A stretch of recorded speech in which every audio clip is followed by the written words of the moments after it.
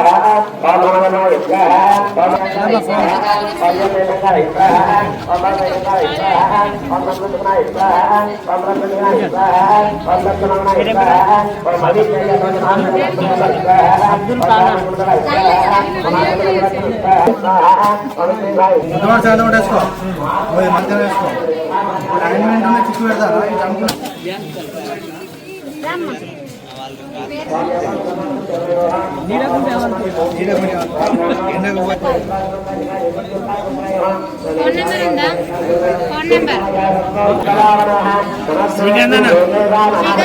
number